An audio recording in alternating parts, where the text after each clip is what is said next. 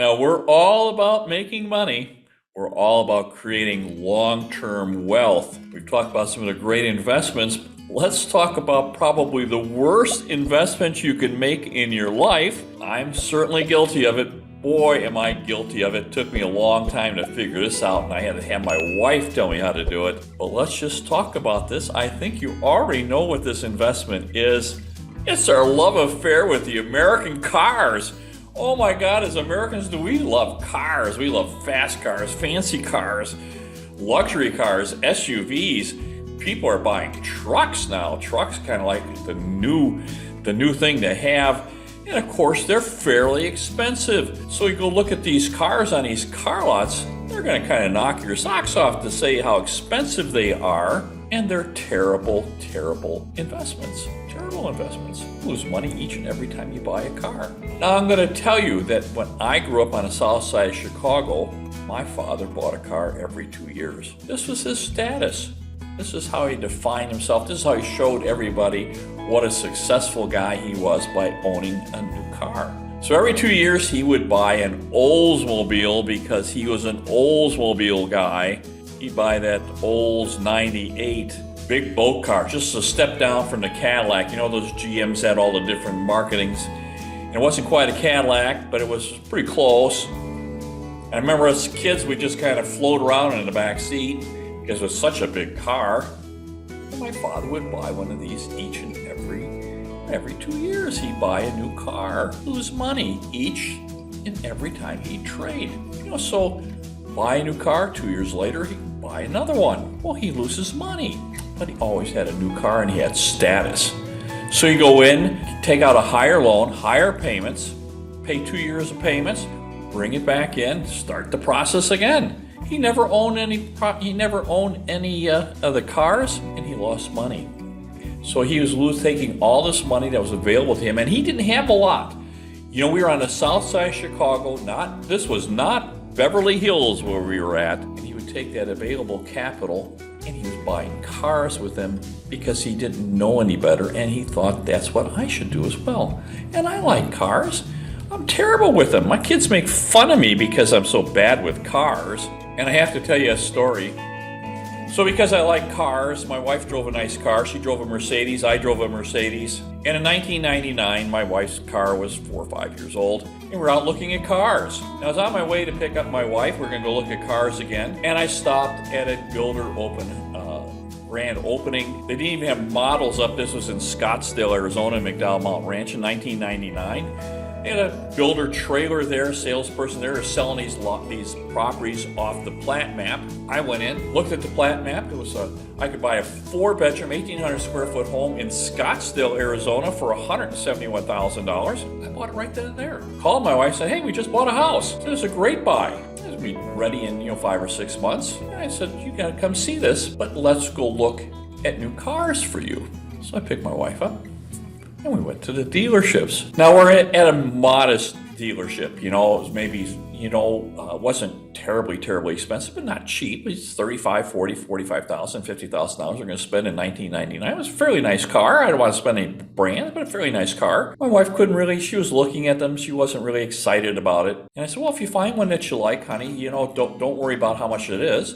Just find one that you like, and we'll just pay cash for it, and we'll drive it off the lot." Oh my goodness, the salesperson was just like motivated. He was going to close that sale, and he started grinding on my wife, started really putting pressure on her. And she finally looked at me and said, let's go have lunch. So we left, and she said, "Before we go have lunch, let's go look at that new house that you just bought." So we went up to the builder trailer. The salesperson was still there, and I showed my wife, and she goes, "These are wonderful." So which one did you pick out? And I showed her the lot. She says, "That's fine." She says, "Can we buy another one next door?" And I said, "Well, I think it's available, but I don't have enough cash to buy you a brand new car today and buy another property." And my wife said, "Well, let's not buy that new car. Let's buy the house." And we did. We bought this house. We still own this house. We closed this house December 21, 1999 for less than $171,000. We've owned it for 22 years and have had tenants in there ever since. It's a 4-bedroom, 2-bath, 1,800 square foot in McDowell Mountain Ranch in Scottsdale, Arizona. What a wonderful location. My wife recognized that value, and instead of buying that car, she bought this house.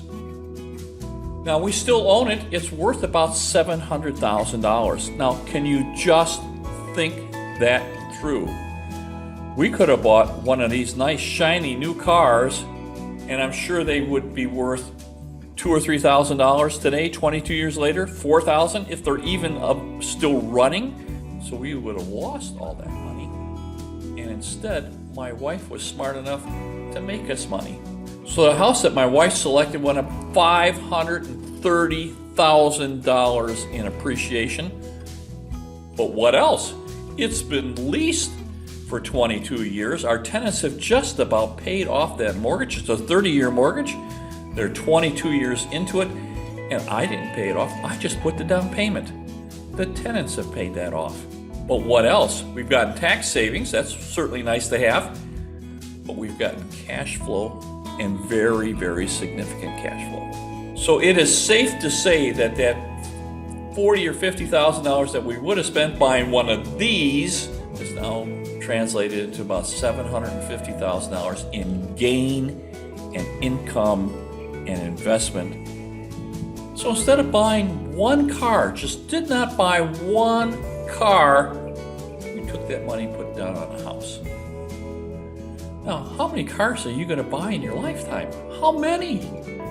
Like, you've got kids, they've got to have cars. You know, your spouse has got to have a car. You've got to have a car. It's a pretty expensive proposition for us. How about if we just modify it and try and save some of the money instead of giving it all to the manufacturer? How about we keep it for ourselves and invest it somewhere that's going to make us a lot of money? And right now, the real estate industry is on fire. You're in the accumulation phase, and it's going to get even higher. But just think, now, I bought that house in 1999. We went through one of the worst times ever. You couldn't find a worse place to be than in Maricopa County in the great bubble of 2006, 7, 8, and 9. It was just terrible here. And what was the worst thing that happened? We had cash flow coming in. That house just cash flow. And we weren't going to sell it anyway. We were just taking our cash flow, and you could do the same. Don't buy these cars, buy these houses. This is what you should be buying. You should be buying houses. And we're here to help you. So let me go to my next slide, because I have a little CYA, because you know we're licensed here in the state of Arizona. We have to tell you that we're licensed with West USA. They do our back office. We're real estate agents here in Arizona. West USA corporate did $5.4 billion here in Arizona. We didn't do all that business. We have a pretty good business here, though. We're very, very good at what we do. Now, I'm an author. These are books that are there to motivate you, have a better life, to create wealth, create income for yourself that's going to last a lifetime.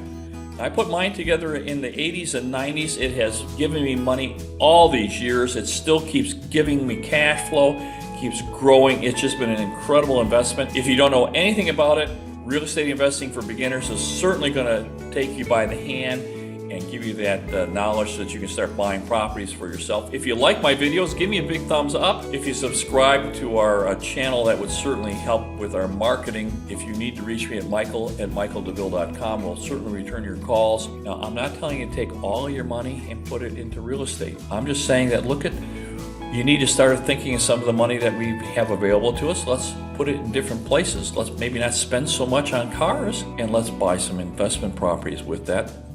I've been talking about the fact that as a baby boomers, we need to protect our purchasing power. We need to think about our retirement. If you just had two properties, just think if you just had two properties. Just think if you'd have bought two properties, what would have happened? You too could have earned $500,000 to $750,000 in gains in 20 years. And 20 years goes by very, very fast. So we're here to help you. You're in a great, great market to do that. We are very, very good at what we do. We'll talk to your financial advisor, your spouse. If I can help in any way, I'm at michael@michaeldeville.com. My best to you. Bye-bye now.